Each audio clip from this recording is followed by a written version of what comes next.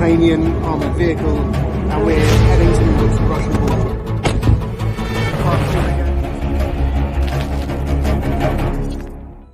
Thank you for joining Frontline and welcome to the members-only exclusive update, where today we're discussing whether or not Russia's experimental Oreshnik intermediate-range ballistic missile is, as President Putin claims, unstoppable. He used his annual end-of-year press conference to threaten or to challenge the West to a duel, suggesting name any place, say in Kyiv, he said, and put all your air defences there and see whether or not this missile can get through.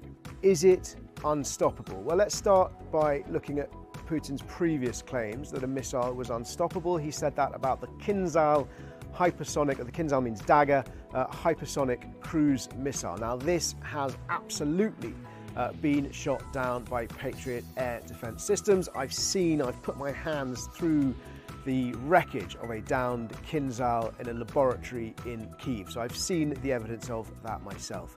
However, so I say that to make the point that Russia's claims are often bombast and can prove hollow. Ballistic missiles, though, are a different kettle of fish. These are much, much harder. They travel much, much faster. And the way one expert described it to me was trying to stop a bullet with a bullet. And if you think about that, that just gives you a sense of how very, very difficult it is. And fundamentally, one of the reasons it's so much more difficult is that traditional air defense missile interceptor systems work by getting close to the missile and exploding like a fragmentation grenade, sending sort of huge amounts of shrapnel, peppering the area with high velocity shrapnel, which shreds the missile and destroys it in midair. Ballistic missiles like the Oreshnik are designed to leave the Earth's atmosphere, travel in the edge of space and then re-enter. Now, because they have to re-enter the atmosphere, they're made of much tougher stuff.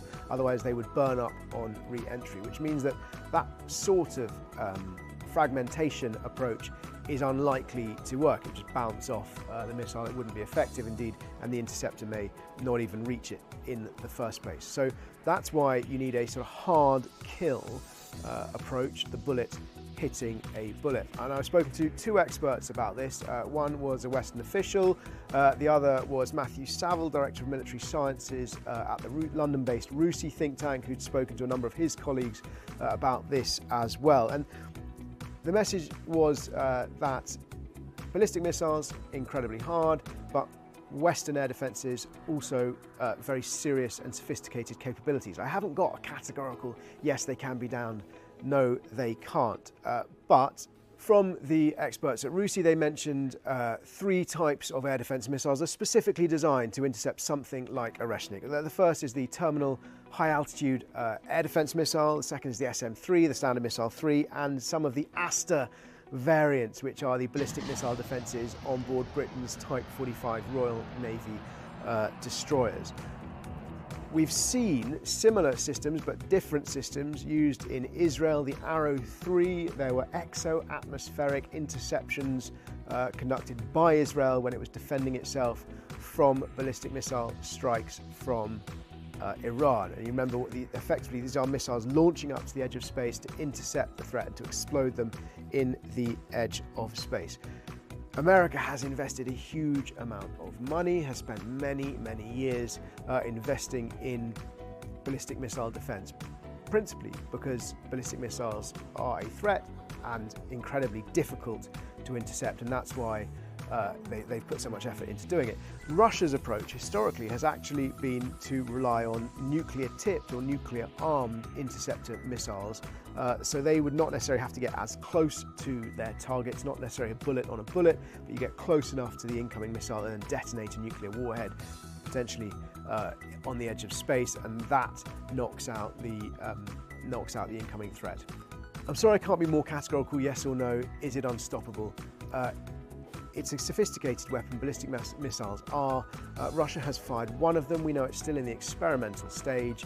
Some experts suggesting that Russia could only manufacture about 10 of these a year if it put all its resources into doing that. It isn't putting all its resources into doing that at the moment because it is fighting a huge war across Ukraine. Vladimir Putin has, however, indicated that he may fire more of these missiles, as I said before, at decision-making centres in Kyiv. Clearly, this is a concern that is occupying a lot of thought for Ukrainian minds and the minds of Ukraine's allies.